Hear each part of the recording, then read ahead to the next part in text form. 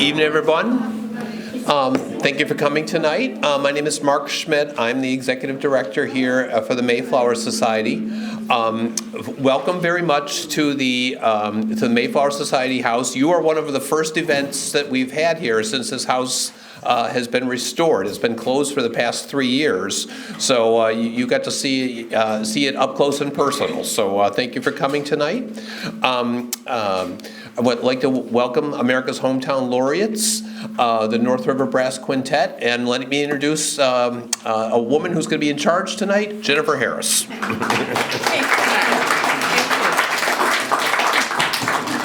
Well, thank you very much for that nice introduction. This room is so lovely. Anyhow, welcome to tonight's open mic called More Than Words, Poetry, Spoken Word, and Baroque Music. We will have a little procedure here. Everyone who's a reader probably has their program. If anyone doesn't, let me know. But I am going to just welcome everyone. We have a Plymouth Poetry Festival coming up in June. I had set certain dates, but they're changing a little bit because that's how life is. So I'll keep you all posted. And why don't we go ahead and start with our first set of music with the North River Brass Quintet.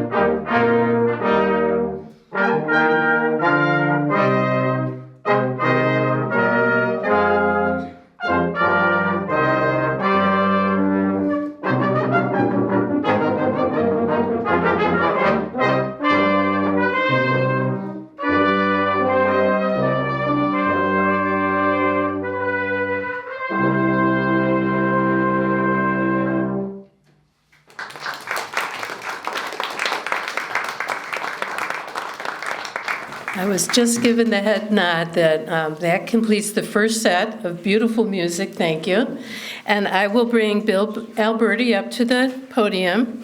I am asking all poets to stick to the 5 minutes as requested, and you will introduce yourself, but I couldn't help but introduce Bill. Welcome.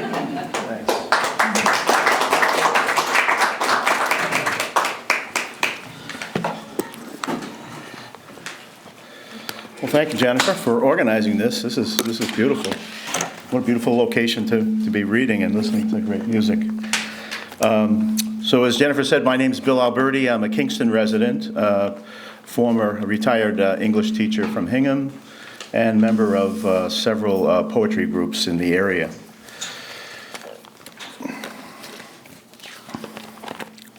This is a poem I wrote this morning. Empty Nest. On the lawn beneath the hemlock tree, I found a nest.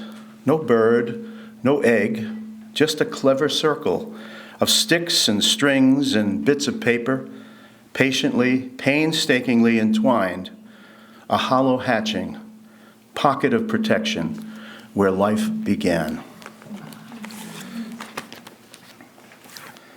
And because of the terrible wet and cloudy spring we've had, I'm going to treat you to my poem on Key West. It's a litany narrative poem of when I was at Key West.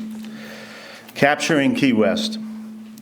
Southernmost island city, your rocky shores and sandy beaches reminisce New England. But your shipwood salvage bohemian houses, spotted with waving palms, lush bougainvillea, and pastel-colored hibiscus, parrot a subtropic reputation. Your exotic aromas, fishy Caribbean, Cuban, voodoo victuals, rum and whiskey mix with salted air, coconut oil, and beer.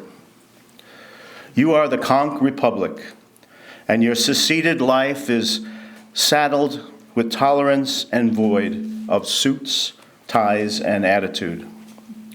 In one short mile from Atlantic Ocean to Mexican Gulf, your old Duval roars and rumbles with cycle engines, crowing roosters, and the strains of buffeted songs, creeping and crawling in and out of saloons, heavenly alleyway restaurants, and boatyard bars. We earnestly make our way past galleries, tattoo parlors, bordellos, and souvenir shops, seeking the haunts of past pirates, pilgrims, presidents, and literary legends. Close of day, we join with the native conchs and snowbirds at your land's end to celebrate and applaud the last wink of sunlight and the lime afterglow of docking dreams. Thank you. And just one more. So my last name is Alberti, that's Italian. And starting with an A, I'm kind of used to being the first one called up all the time. But my mother was Irish, so you'll see some Irish influence in this poem. I call it color. I mix a dollop of yellow and an equal drop of blue, making green. This is spring, I whisper to myself. Seaweed, surf, astroturf.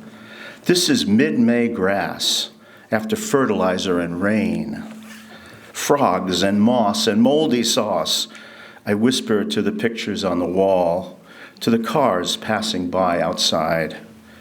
This is envy and shimmering emeralds. I whisper to princes and popes and the keepers of the pharaoh's jewels. This is pines, limes, and highway signs, forest ferns, and round hills of Ireland. I whispered to my mother's ancestors, her father from Dublin who fell to his death, my grandma from Kiltimar, my present and future friends in Galway. This will be my secret symbol of peace, I whisper, brushing color onto the back of my hand. Thank you.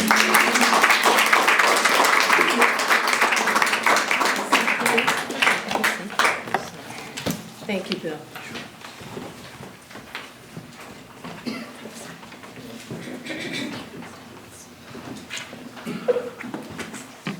All right, I'm Elizabeth Birch, but I chose to read two poems today that are in honor of this elusive venue we are at. So they both mention the Mayflower.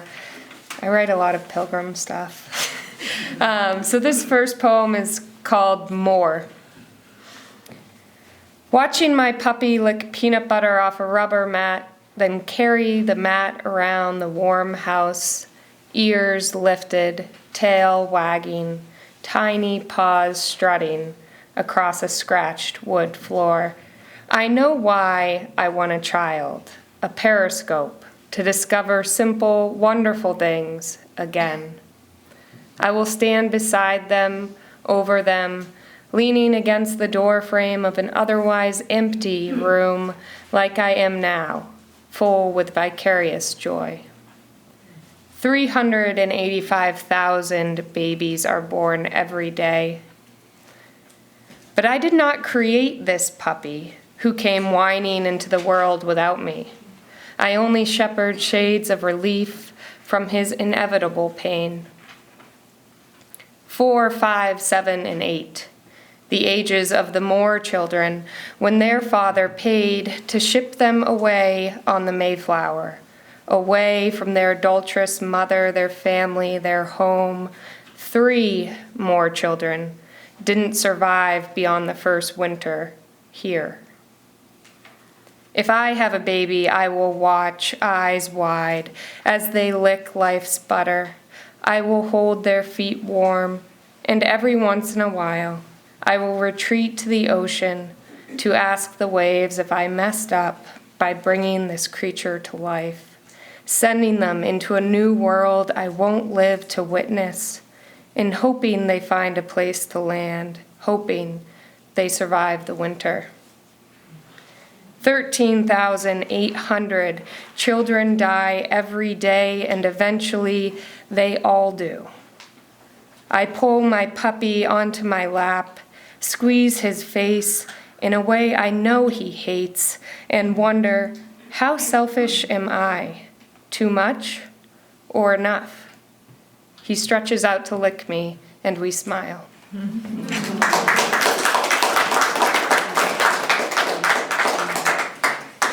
And one more more directly Mayflower poem. It's called Worn.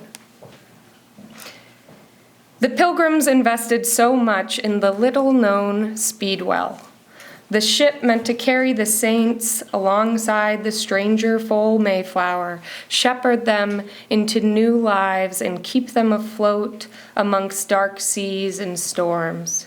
They spent money that could have been rations, could have been fewer starving families when crops wouldn't grow. They spent time that could have meant an earlier launch, could have meant more warmth come New England winter. But the Speedwell never made it to America, mass too large for her meek body. They gave up on trying to bail her out. Left behind, she later led a grand life of buoyant voyages. My remote wartime work seemed to blow my bare body over rocks again and again, my sails stuck open. I needed someone to help me, help a team, help a country, help keep people alive, but they gave up. In my town, we praise the Mayflower for her strength to cross the ocean. We harbor a replica in her honor, brand beers and bars and tourist shops after her, carve her name into our children's minds. We forget how she must have groaned under the weight of 26 extra passengers, and only 4 years later, back home, she was likely sold for scraps, wood left to rot. Hunger and cold are coming as they always were, and as I prepare, I wonder, was it their failure or mine? The bright plasticky boat in Plymouth Harbor is no more the Mayflower than I am my work. Yet sometimes I grieve when I see a piece of weather-worn driftwood in the sand. Thank you.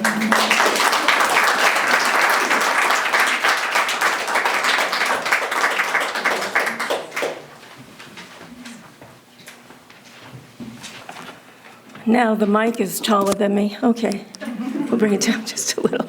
I have height issues wherever I go because everything's too tall. My first poem is about my mother. Some might disagree, but for me it's a love poem. And if you've heard of any of my other poems, you know that I came up in a Jewish home, so there are some Yiddish or Hebrew words, and I just want to quickly tell you what they mean so you understand them when I read them. Shiva, S-H-I-V-A, is a Jewish tradition that occurs after the burial of a family member. It's a mourning of 7 days. Friends, family come to pay respects and to observe Shiva with you. Kugel, which many of you might be familiar with, Lakshan kugel, is a Jewish food, and it's a baked casserole. It's either sweet or savory, of egg noodles or potatoes. It's actually quite delicious. Tegla are small balls of dough boiled in honey syrup. It's very, very sticky. And kibitza is a person who jokes, chit-chats, or, has a lot of wisecracks, that kind of thing. So the title of the poem is Shiva, and it is for my mother, affectionately known as Millie, Mildred Fay Laurie Gove, 1926 to 1988. We sit Shiva, forks scrape plates clean of kugel, chopped liver, roast chicken, and tegla. An elderly man breaks the silence. What a kibitza Millie was. A pack of Raleighs in one hand, a whiskey sour in the other. She didn't frighten easy. She was homely, so hitched herself to an older, balding man with hands like paws and regrettable hygiene. She did as expected, had 3 children, chained herself to an apron, a Betty Crocker housewife, told herself she didn't have a choice. I think she is happier in death, happier than she was in life. I imagine dying gave her wings, new worlds to explore, untethered, wishing she had taken her stilettos and Mr. Jack Daniels. In a dream, she appeared holding a red rose. I reached for it, my arm stretched upwards, my hand unable to clasp its ruby petals before first light broke and her loving presence vanished. Okay. Thank you. Thank you for Millie. The second one is just fun. I like to create some balance. So it's just fun. And it's called Saturday at Market Basket. All righty. I enter through automated doors, step onto a white speckled floor, pull sanitizer wipes from the Purell dispenser, disinfect my cart for a food shopping adventure. I roll past Easter peeps, yellow and blue, cover my face to avoid a tall man's hachoo. At the deli, I make some last-minute decisions while watching the meat worker slice with utmost precision. A customer is yelling, making a fuss, then without warning begins to cuss. One little old lady struggles to pass, looks at him and says, "Stop being an ass." Finding discounts is always a treat. I head on over to poultry and meats. Ground turkey on sale for $2.99 a pound. I post to Instagram the bargain I found. Countless pastas and caloric red sauces. I decide to give up the diet and cut my losses. The song through the sound system turns up the heat. my feet tapping to its R&B beat. I rejoice to the music of dancing in the street. I pass Hostess and Drake's, Yum I stop to explore, impulse buying at the front of the store. A cashier in the express line rings up the total. Our small talk is mostly anecdotal. I push my cart into the white speckled floor and exit with groceries through the automated doors. Thank you.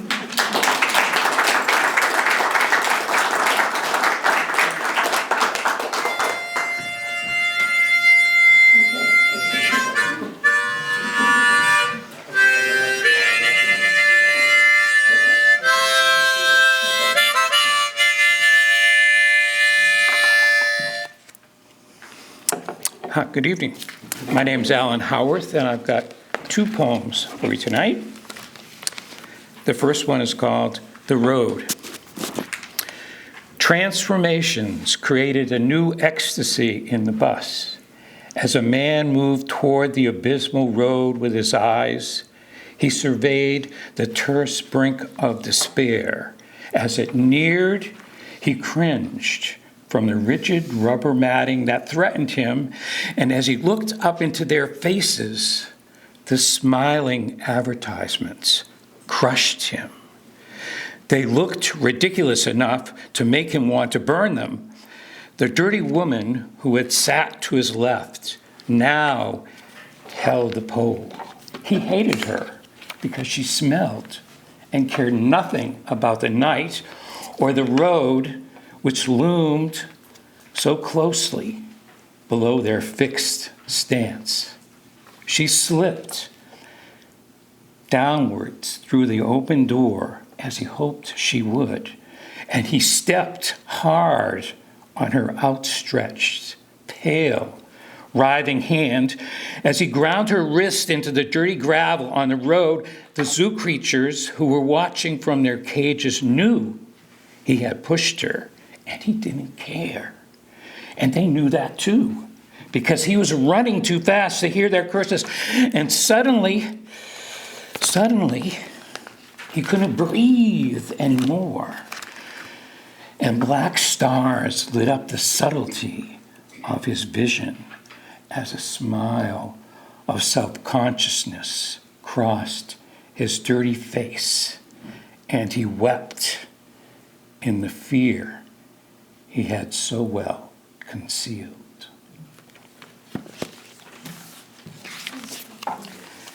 Okay, and the second poem, a little lighter, called Gray. In the gray light of morning, when time is of little use and thoughts no longer meandering but crashing through the walls, telling me now's the time to find answers, to choose just one path from this collage, I turn to you who lie sleeping and envy your gentle sleep and feel your heart's beat in rhythm to mine. And the passing trains going nowhere, fated to return to nowhere, happy to remain alone. Looking at these walls again, seeking to find the power they hold over me, seeking to find the door to which you are the key to open all as you have opened my eyes through your own. When the dawn replaces the gray, we shall leave these walls. All our possessions are packed and our memories forgotten, as well as can be. For our new land must be free from all thoughts of the past, except our dream to be free. Thank you very much.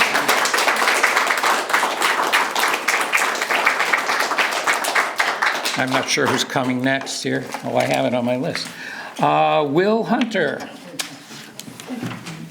Thank you. Thank you. Well, it's really nice to be here.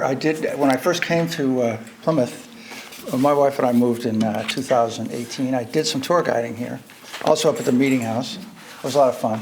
A lot of Canadians. Interesting. A lot of Canadians. Canadians like to travel. I think it was September, so it wasn't freezing up there yet. But anyway, a lot of Canadians. I'm going to read 4 poems from, this is something from about 14 years ago. So I've been writing fiction for a while, but probably in my heart I'm still a poet. I don't know. The first poem is this issue that I think of once in a while, is that I think there are people who kind of wait hoping they're going to go to heaven, and I don't think you're going to get there if you don't do something about it. So this is called First Heaven, right? Given the low steps, it pays to jar this earth into a heaven. There may be none above, dozens to size up, a rarefied few, or one soul, that's S-O-L-E, which may depend upon the quality of one's making here, one's best take on reality, shards in need, surely, of being refired. Swollen by pale, eggish dreams, waiting here for heaven leads to heart throes of clenched churning, unconsumed, unburning. Through a shallow, bitter, dust-choked fate, endlessly beginning, no crisis met, arms, senses, bones unmoving, desert ahead, no rising without leaping. Hope's ashes in shadows doors, adders nodding, moon thin. Next poem, I have an old buddy of mine. Oh, sorry, that's a poem. They're both kind of golf poems. Anyway, I worked on a golf course when I first was getting a job in high school, and a bunch of guys from Lyme. I grew up in New Hampshire, so rural guys with a great sense of humor. Asked me afterwards if you want what a Budweiser sandwich is. I can tell you it's what you might think, one Budweiser between 2 others. That was a lunch reference. So. Yeah, but this is called the fairway mower. The fairway mower was the guy who sat in the corner, and it was interesting. I finally kind of was thinking about this. Often very quiet. If you know golf courses, the fairway mower goes up and down, and pretty much smooth riding. There's nothing really much to worry about. And this is about, I think, what happens to the fairway mower's mind after a while. Hat down, lips met. He puts his tractor up and down fairways, day on rolling day, mid-April to late fall.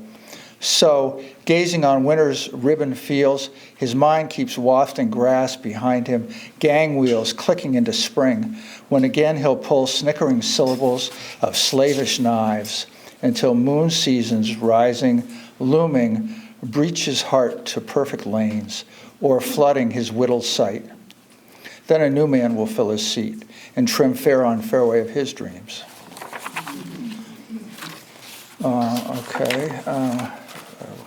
Congress of the time, just a couple more. We all know what it's like to have someone in our life that we kind of maybe wish wasn't in our life, who gives us a hard time, and maybe gets defensive or aggressive. We're not sure which comes first, the aggressiveness or the defensiveness, but it all adds up to the same thing as far as we're concerned. So this is called Estimations of Size. Of years spent scrutinizing others whose defensiveness may be aggressive, or vice versa, who either way get in one's face about one thing or another, one may see more nearly that roots indeed run deep, winding tightly, and those who don't dig much in theirs are more prone to own their frowns, as in a trench-bound truculence born of an inability to sift and organize one's jumbled depths to better field jeers and jolts, which reality sounds in us all, of jarring stimuli, of nerves like threats from others, believable so, we're always spading each other's soil. But beware reined-in, root-bound people, for they flail in shallows of rigorous spite, souls of brief resort on hate-filled thrones. Hate-fused thrones, I think. Okay, just maybe one more. I'm going to read, actually, I think I'm going to read, this is earlier. This is when I was still a young man, and I wrote a lot of place poems around New England, because I was here and there, and I was so happy to get back to New England. And I've lived in at least a year or more in 5 of the 6 New England states. And I'm a New Hampshireite. And this poem is really about what, maybe, I don't know if it's fair to say it's the problem that people sometimes have, if you're from New Hampshire with people from Vermont. We're too much alike, and so we make fictitious differences, which you can imagine. I think the Wisconsin people and the Minnesota people do this too, because they're basically the same place. So this is called Vershire, Vermont. It's kind of lucky that my brother lived in Vershire, which is a town in Vermont, but it has Vermont, New Hampshire in the name of this town. Vershire, Vermont. Vermont is one of those dream states, almost a totally natural place. New Yorkers have bought into the Green Mountains without introducing much besides ski areas. Scars on the body contained by beauty so quietly unrestrained that Vermont might be lost in vanity, except that it has no mind. Or if it does, autumn's unsettled it, and the numinous green has drawn fields together for miles like beds of shining moss, winning to reach even the hardest pride, loosening winches of the timid-minded. There are deeper greens in New Hampshire, but none so luminous. Farms in both states have been lost, of course, but Vermont's look less pleased. Up on a dimming hill with my brother and his wife, we turned west toward Tunbridge and turned around toward Fairleigh. While the fields were filling in but were waiting to be cleared again, we're asking to be farmed again, if only just for firewood, before the wilderness returns. Thank you very much.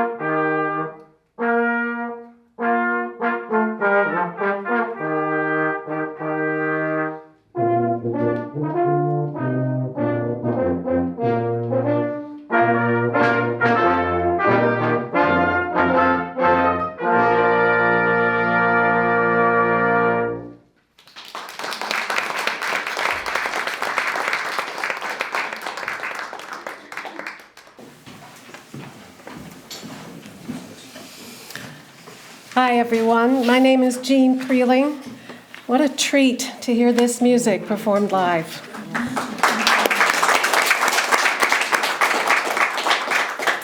I'm going to read 3 poems. The first was inspired by Baroque music, a string player.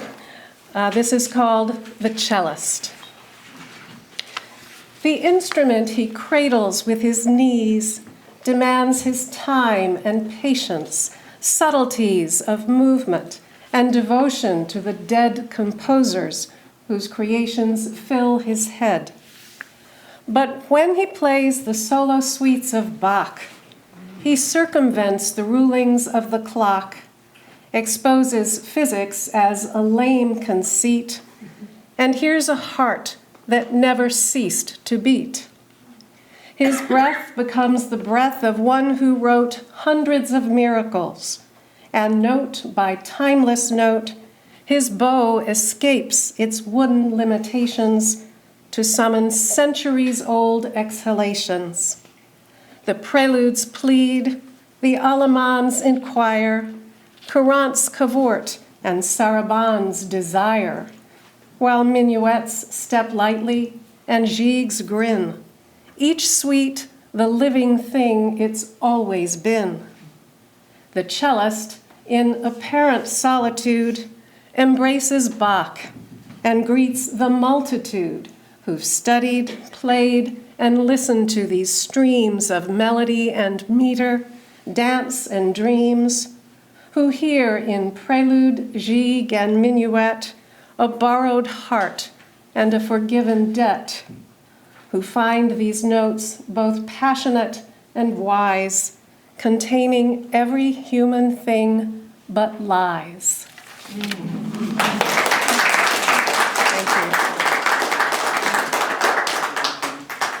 you. Next, a sonnet that I chose for its seasonal appropriateness. The title is April. A bit of green pokes up through stone-cold dirt, and petals start to open here and there, but it's a struggle. Timid thaws will flirt with freezes all month. April doesn't care. Cadenzas on the wing proclaim good news, then disappear for days, confused or peeved, when blue skies quickly darken like a bruise, the atmosphere itself unsure or grieved. We put away our shovels on the chance that spring will stick. The calendar can't lie, we think, but we join in the fickle dance. We keep at least one pair of gloves nearby. The cruelest month, short on civility, will teach us patience and humility.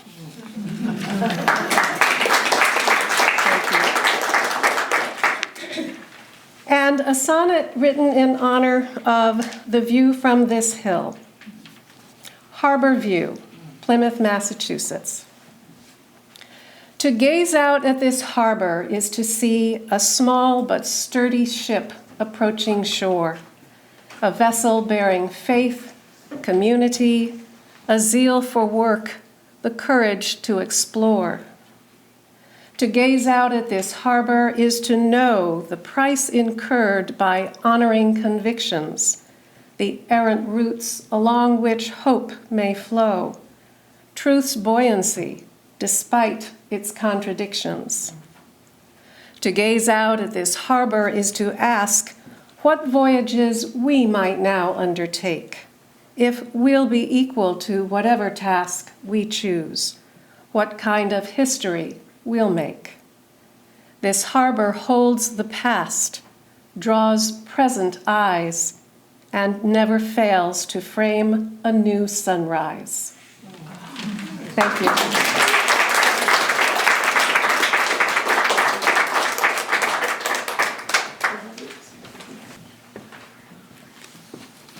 Hello, my name is Sheila Lynch Pentinen. I'd like to thank Jennifer for organizing everything fantastic, and the musicians for your talent. I know nothing about Baroque music, but I've heard a lot of the songs on British PBS. Have you? Yeah. So I've recognized your work. I'm going to read 2 haikus and 3 short poems, and on the theme of weather. New England weather haiku. Closet is ready. Bring it on, sweet New England, all 20 seasons.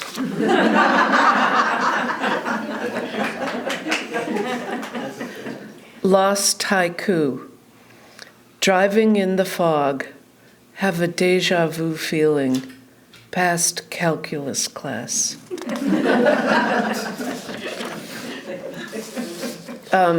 You may know that Plymouth, Duxbury, Kingston Harbor is now one of the leading oyster areas in the country, and 11 million oysters were harvested here last year.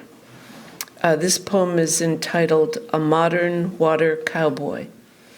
Inky blue pre-dawn morning, cranky truck pulls into the harbor master's parking lot. Sunrise explodes over the bay in a glory.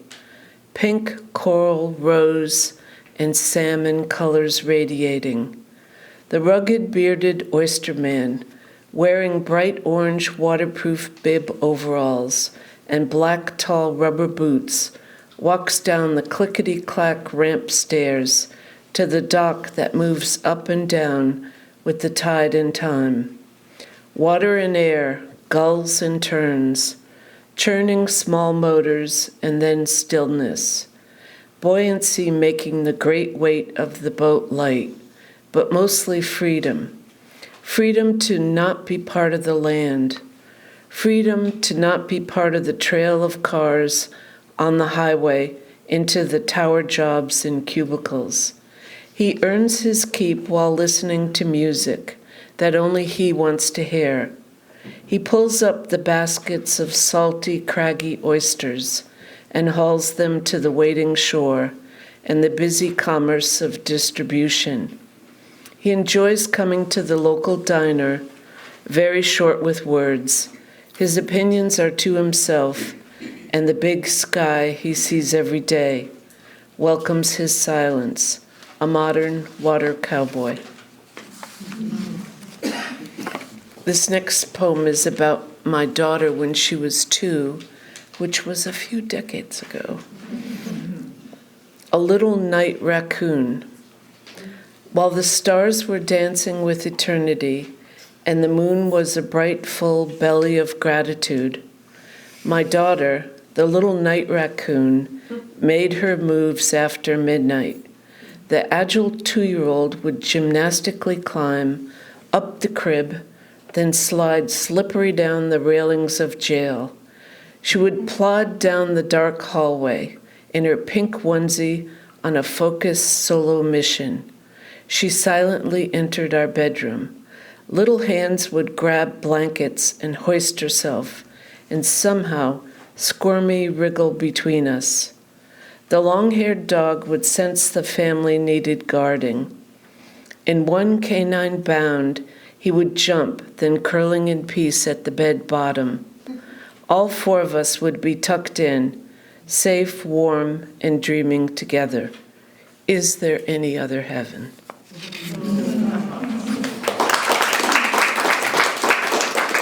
And my last poem is about Cape Cod Bay, and in April, all the whales returned south, and right now, 90% of all the right whales in the world are right off Plymouth in Cape Cod Bay.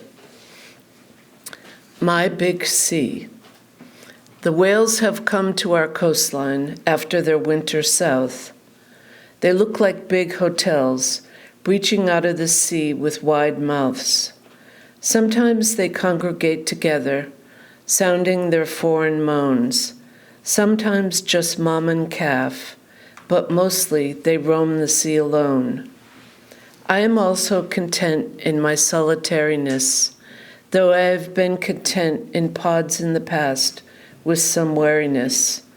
I still check in with other humans from home, but I like to roam my big sea alone.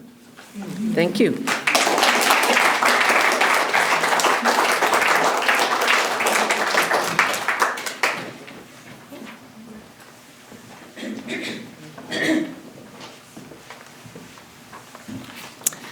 Hi, everybody. Hi. Thank you, everybody who's read so far. I'm Miriam O'Neill. And thank you, Jennifer, for this wonderful place and for our wonderful music. I have a poem that's going to be a series of poems that I'm working on about women in Plymouth. And some of you may know Lydia Jackson Emerson lived in this house and was married in this house to Ralph Waldo Emerson. She was his second wife. And it was love at first sight. But of course, Emerson traveled quite a bit and his lecture tours. So it's lovely to think of Lydia going off to Concord with, he called her Lydian, that became her name, in Concord when he went off to his tours of England and so forth. Thoreau became her companion and guardian, and he spent a lot of time doing chores and just watching over the Emersons when Ralph Waldo was away. So there was a lot of love circulating through these people. And this is a poem, a persona poem in the voice of Lydia Jackson Emerson. On leaving Winslow House for Concord, Lydia Jackson Emerson speaks to her new husband. How shall I leave this place except for thee? How tear my eyes from the sea's ebullient blues, my ears from the gull's wild scree above the harbor, except for thee? O home thou art, home as was this place so kindly shared, but which I leave with thanks for God's kind charity in sending thee, as solid as a page of words, your epistemology of moods pursuing a freedom that my own mind understood, your own injured heart which took to mine in perfect sympathy. When in Concord, We shall send for Plymouth's roses, sterling, tranquility, the poet's wife, perhaps St. John too, for its color and perfume. When our green space, when our green space is built, they will remind me of these days on Winslow Street, when love at last stirred up my heart at last finding its ease in your heart, knowing we were destined to make our life.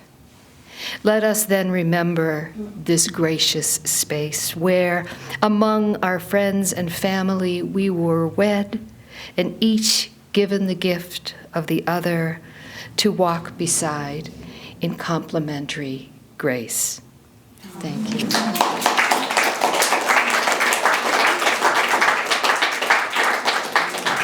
Hello, my name is Tiff Phillips. You may remember me from the check-in table.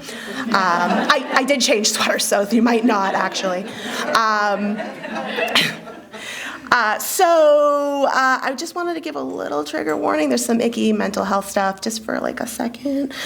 So just want to respect that. And if anybody feels like very sensitive about that, totally understand if you need to leave. We're good? Okay. This is called tipping the scale. When I was 12, I was put on Slim Fast. It wasn't child abuse, it was the 90s. She didn't know how to love us in the normal way, so our love language became Burger King, McDonald's, Papa Gino's. Early Sunday dinners with food laid out for miles, the kind of foods that gave me the kind of heavy that made all the boys call me Fat Phillips in Chumbawamba. That encouraged the ponytails that once slept over my house painting nails and listening to the Wannabe soundtrack on repeat. Permission to give me pig stickers on my locker and call me ugly. When I was 14, I tied a rope so tight, hoping that every fiber would lead to an end, but the ceiling shattered into a million plastery pieces, and I was sent to an office with open windows, a box of tissues, and a lunch tray. Everyone laughed for days. When I was 17, my college roommate said I was funny, that my smile was so contagious that the room was shinier when I was in it, and my heart soared, that someone would see something so stunning in such a big body. When I was 32, I found a love so breathtaking that happy filled every empty space, every corner where my lonely dwelled. She saw something in me that I could only ever dream. And as I traced the patterns on the bodice of my dress on our wedding day, I realized it was the first time I ever felt pretty. When I was 38, the self-checkout girl told me that I was put together, that she loved my style, and that she hoped to dress like me someday.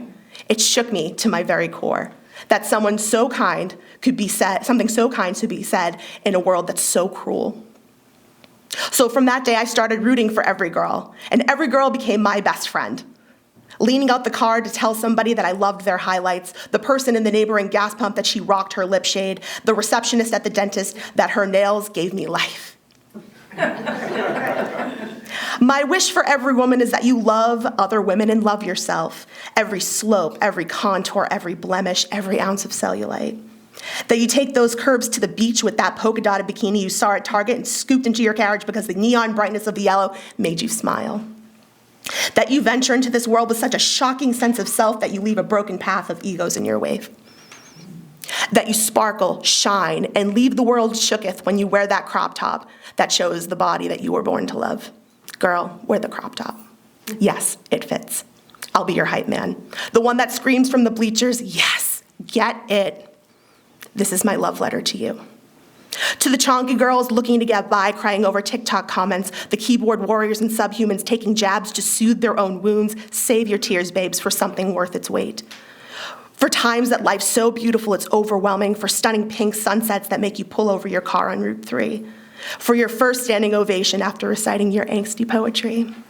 For walking down the aisle and locking eyes with your forever, for looking into the mirror and finally liking what you see. You are so much more. You deserve so much more.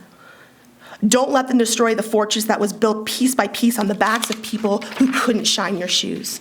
My parting words to you is that I want to leave to you today something I needed to hear. When I was 21, I wrote, I wish the future me would come tell the present me that everything is going to be okay. So this is the future me, telling the past me, the present you, the collective us, that yeah, we're going to be okay. Thank you.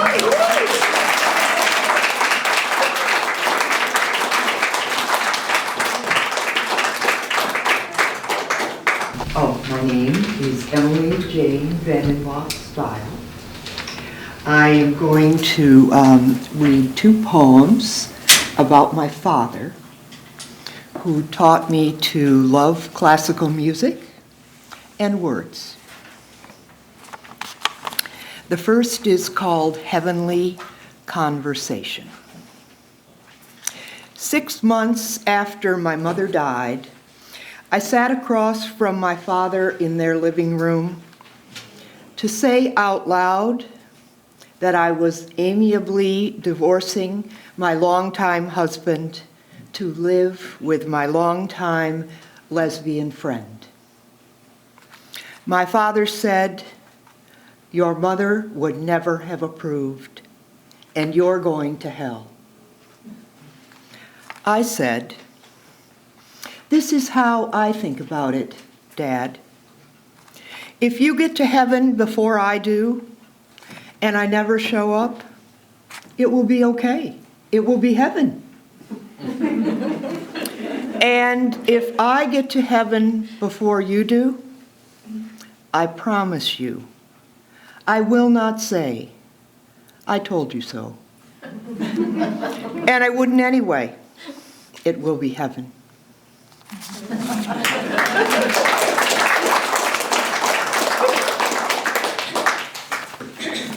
And this I've entitled Cell Phone Reach. Every time I use a cell phone to look up a word, I think about how my father loved the dictionary. One he kept on the shelf under the kitchen table so he could pull it out even while eating to apprehend further the taste of a specific word. Words fueled his appetite for learning. Another dictionary he kept in the living room next to his easy chair where he read the newspaper, should he need to look up an unfamiliar word to further his comprehension. On his bedside table lived yet another dictionary for when he wanted to explore further a word used in a devotional. My dad carried words in his heart where there was always room for more. Such efficacious entities they were for him. I hope he's carrying around a cell phone in heaven, still expanding his vocabulary.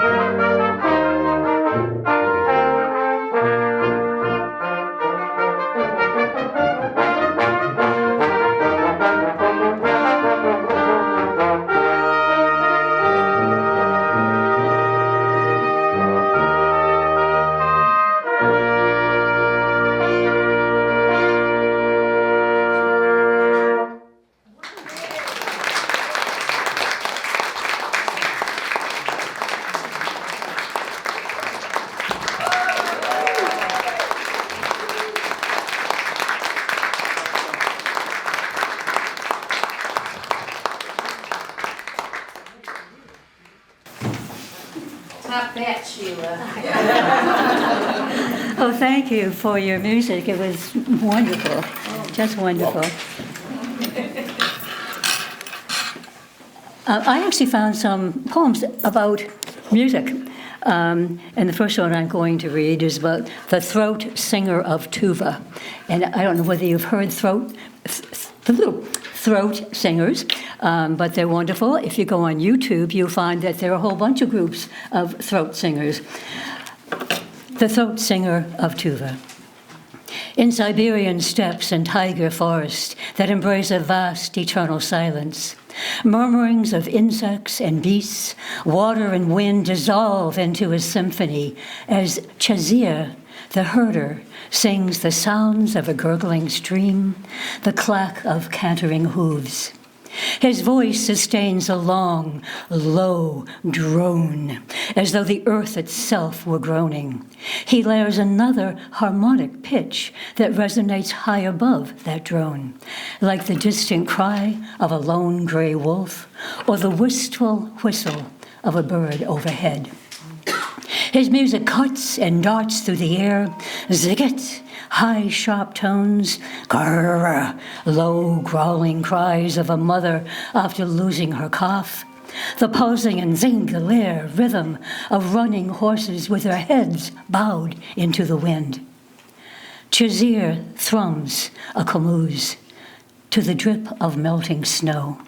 The wind strums the strings of his chatagan when he places it on the roof of his yurt, and he spins a curly in thanks for the wind's breath. Spirits of nature imbue him with their powers. He hears and sculpts as he mimics their sounds. The herder sings the light migrating over the landscape, trembles with exhilaration, free of spoken word.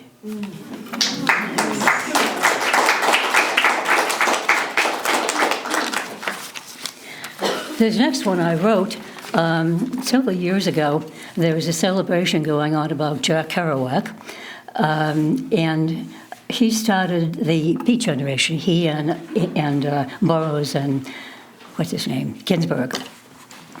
On the cosmic road, the universe hums with leftover radiation, cosmic microwave background from the beginning. Ancient millennia, hot as Gene Krupa, hammering out a savage tempo, turning the void red. Starlit years blowing the blues around a big bang beat, waiting for the sun to rise. Experimental years of deep, inky tones, rich and dark, as Charlie Parker's loping lines of melody, aged and burnished from 14 billion years of practice. A cacophony of Dopplering pulses from the beginning. A black hole lets loose a basso profundo.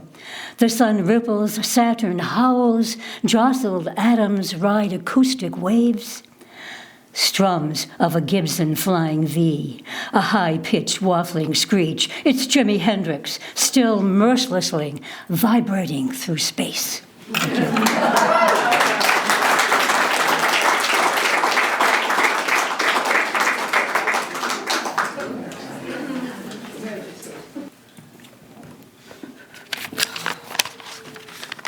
think I've used up my 5 minutes getting up here.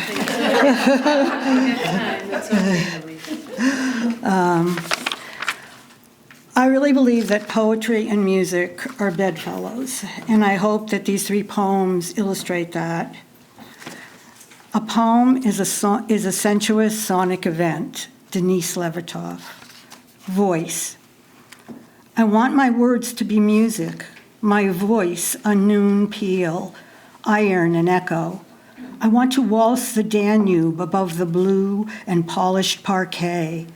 I want my voice to be a canticle brimmed with timbre and lilt and dirge, a crescendo rising to the parted clouds, a street jig on Sunday morning. And I want you to dance with me. Click your heels, up the lane, up the line, across the guarded border. My words, a brass horn in the harbor's fog. I want you to walk on water. Otherwise, why bother?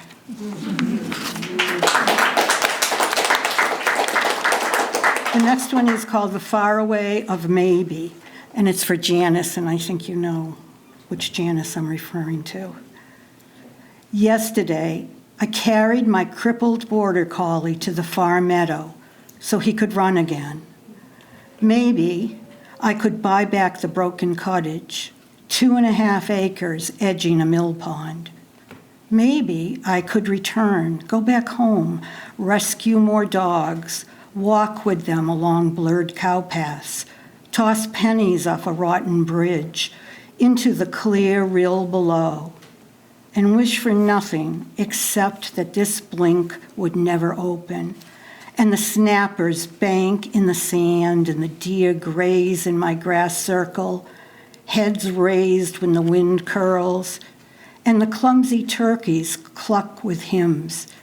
And I would live in the shuttered cottage forever, even when the roof leaked and the shingles turned brown and powdery, and mice slept in the cupboards, squirrels danced in the attic, baby raccoons waited.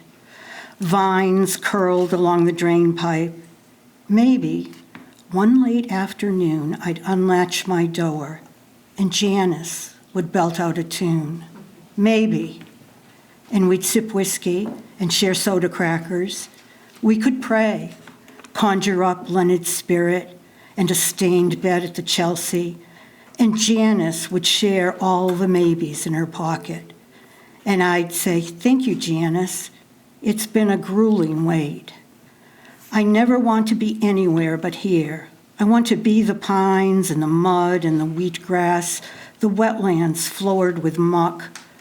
I don't want to own it. I want to be it. Oh, Janice, ruffle your tangled mane, lift your chin, and bleat one wild plaintive maybe.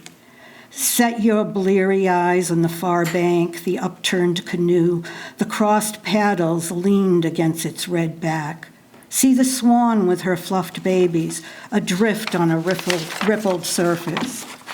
My roots are set beneath a cracked foundation and the rasp of your refrain. Maybe, maybe, oh, maybe, maybe, maybe, I could go home, pour smooth whiskey, eat seed crackers, watch my Arlo rummage the yellow fields like a black feather in a gilded ruffle. Maybe, just maybe, Janice, before the waning day advances and our jug is emptied.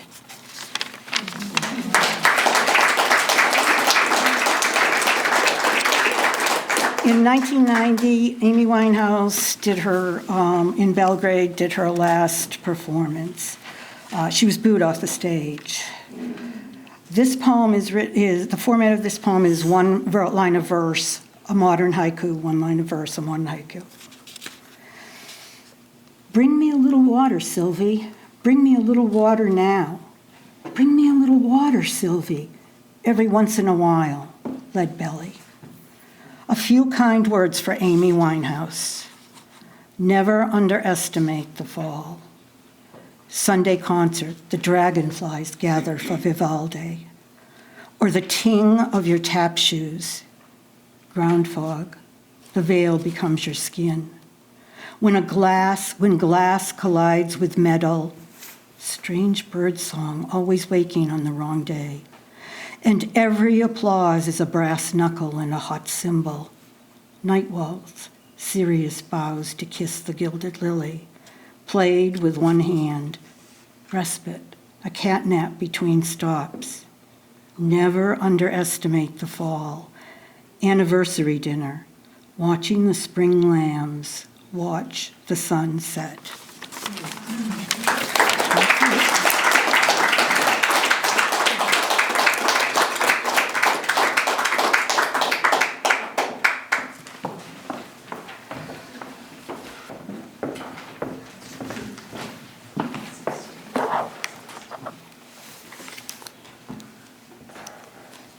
My name is Joyce Wilson. I live in Scituate. The first poem I will read is about my competition with my sister about our musical abilities. Kept us apart, distinguished us from each other, and brought us together, too. Musical interludes. We seldom practiced instruments together, and soon I had to concede that she knew more than I knew about composers, titles, and periods of work. And soon she had to acknowledge that I would dare to stand before an audience and sing and miss a note and brush it off. Now we have so much more to say that we cannot begin, except for the brief interludes of pleasure when I sing a familiar phrase to her, and she says, yes, that is Elgar's March, or no, of course, that is Mendelssohn.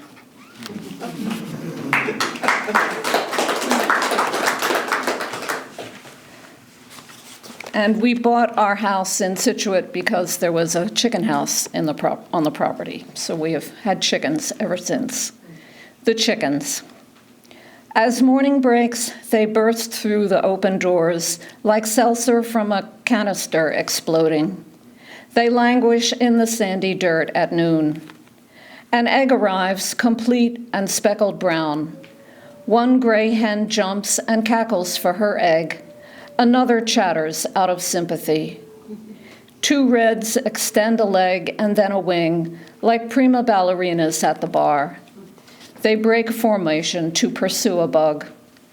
All tremble at a crossing thunderhead, as though their minds were fastened underground. One jumps and flies against a flimsy fence. They call softly to each other at dusk and walk into their house in single file, as roofs dissolve and blend into the night. I wonder if their dreams are like their days, a sisterhood of scratching in the sand. Then comes an egg, and then a falling sky.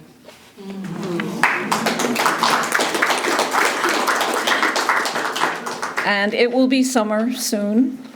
This is, yeah, it has to be soon. This is Summer Wild. It is summer in the garden, and I am summer wild. In my hair, the curls are tangled where moths and eggs are piled. You will find me in the shadows, far from the traveled aisle, dreaming near the trumpet bower to tunes the branches dial. And when I leave these hiding places, alone but not docile, I will breakfast on a tadpole, well fattened and mobile. Bottled rain will slake my thirst, drawn through a willow file. The doe observes my crystal face, the blankness in my style. The forests hide her dappled fawns in passion and denial, and camouflage their silver plaints with thunder's gusty smile. They are mine, these windy mornings that noons and nights defile, where the bluest breaking wavelets return my strange profile, and my dreams infuse horizons and gather the exiled. My home is kingdom to the wolf, my song the stubborn child. Thank you.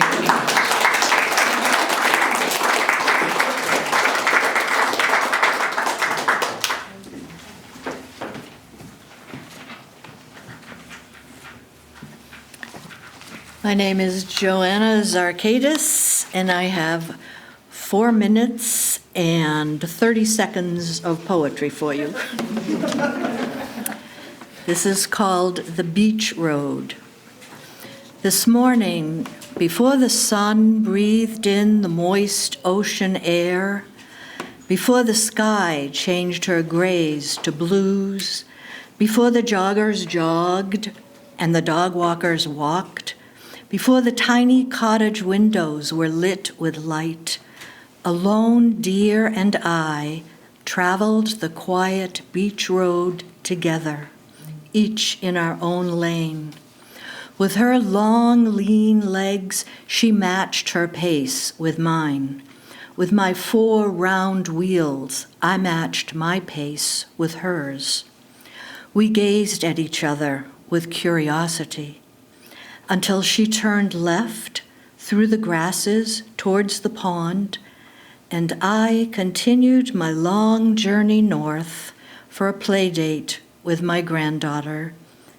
Maybe next Wednesday, we will meet again.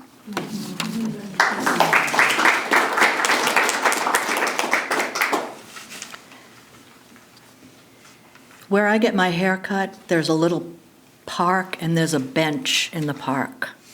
And that inspired this song, Park Benches. Empty park benches call to me. How would it be to simply sit forever, unmoving, watching a world go by? Summer sun would warm my shoulders and tan my bare skin.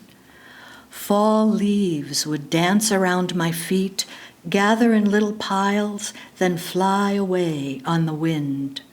Winter snows would blanket me, turn me into a frozen sculpture, startling passers-by. Spring rain would soak my hair, plaster clothes to skin, create puddle mirrors. Without leaving my seat, I could gaze into my own eyes to find the answers to all the questions of a lifetime.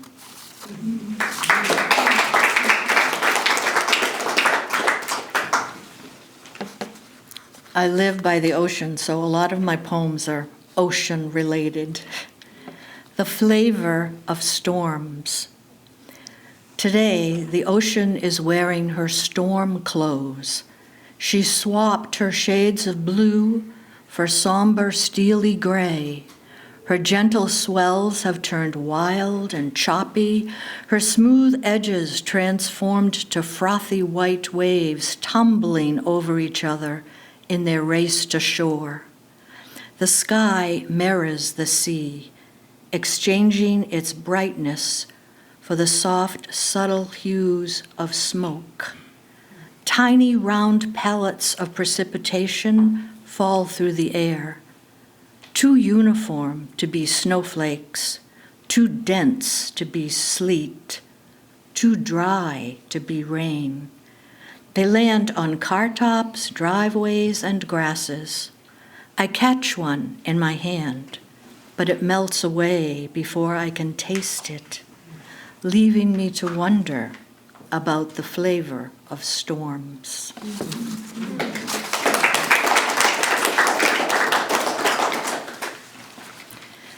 Connected. I breathe in the scent of damp ocean air. It travels through my nose to my throat, my heart, down my arms, into my torso, through my legs to my feet, planted in the moist sand. The skin on my bare arms and legs is cooled. My hair is matted. My lips offer the faint taste of salt. I become one with this ocean that stretches forever across the miles to a different shore where another body breathes in the same air. We are born of water, this stranger and I. We are made of water, and we are connected as one by this blue-green expanse.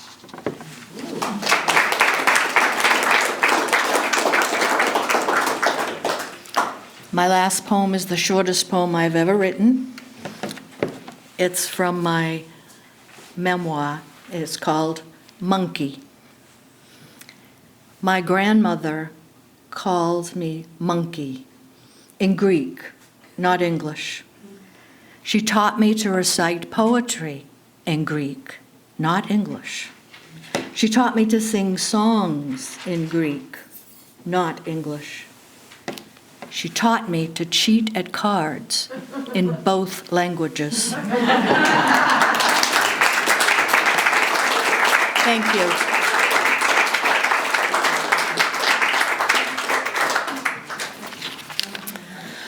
Well, our final reader was unable to come tonight, so I'm going to take a minute. We're running very much on time, so thank you all. I'm going to use one of your words, Marilyn Gove, and I'm going to kibitz just a little bit. So first of all, I want to thank you for all your poetry and whatever was inspired with music. That was my goal in bringing the Baroque music in with the poetry as well as this beautiful setting. I will say that as a retired librarian, I had to decide what order to put you all in, so I did it alphabetically. But as soon as I put down Bill Alberti, I thought he always gets first. And then I had two people with Z's. How unusual is that? So maybe next time I'll throw your names in a hat, and we'll pull it out that way. So if that's how you like it. I would also like to take a moment to recognize the North River Brass Quintet. First of all, I'd like you to give your names, and forgive me for not knowing them as... I just want to say, it was a real delight. This is really enjoyable for us. We're North River Brass Quintet, and we're a chamber group from the Southeastern Philharmonic Orchestra, which is the oldest standing orchestra in the United States. And so it's 104 years old going on. Started in Whitman, now it's in Weymouth. But anyways, it was a delightful experience, and I hope we can come back, because I really enjoyed all the wonderful poetry. You know, we play music, and unfortunately we can't speak words with our notes. I wish we could, because a lot of them have such great meaning. So, like a lot of times I talk too much, so I'm going to sit down and let the rest of the group introduce. And what's your name? Oh, Tim Mayuri, and I live in Duxbury. Nancy? Yes, I'm Nancy Campbell, and I'm from Plymouth. Thank you. And you play the French horn. French horn? French horn is over here. Oh, I'm sorry. I couldn't. Trumpet. So we had two trumpets. Okay. I was in the corner, sorry. I do have to say that Karen Rutherford is one of my dear friends and is a law librarian as well as playing the tuba. So I stole your thunder there. Jennifer used to be my boss years ago. I'm still blessed. But this is how I know about the North River Brass Quintet. And we have... I'm Rob Needs. I'm from Holbrook. I play other instruments also. Today is French horn. French horn, thank you. I'm Kenny Anderson, and I'm from Weymouth. Thank you.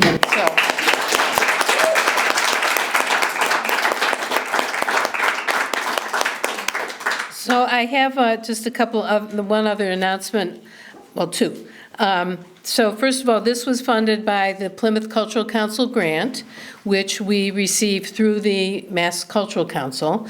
So I want to give credit to Plymouth for supporting us the second year in the same endeavor. I think we've bumped it up a little, right? From the high school. So thank you. And we also received a town promotion grant through the promotional fund. And my goal is, this year, I'm throwing it out in the universe to invite Robert Pinsky, the U.S. Poet Laureate who lives in Cambridge, to come down, and maybe we can rent the Spire like we did last fall. He has a jazz quartet. I'm not sure if it's a quintet or a quartet. So he does something called jazz poem. And so he's up there, it's like being in the 50s at a coffee shop. It's the coolest thing. So that is my goal, is bringing music and poetry together this year. Let's see if I can pull it off. And I do want to comment on this one title, your second last piece for Brass Quintet. It's nice to know that they actually wrote Baroque music for Brass Quintet, right?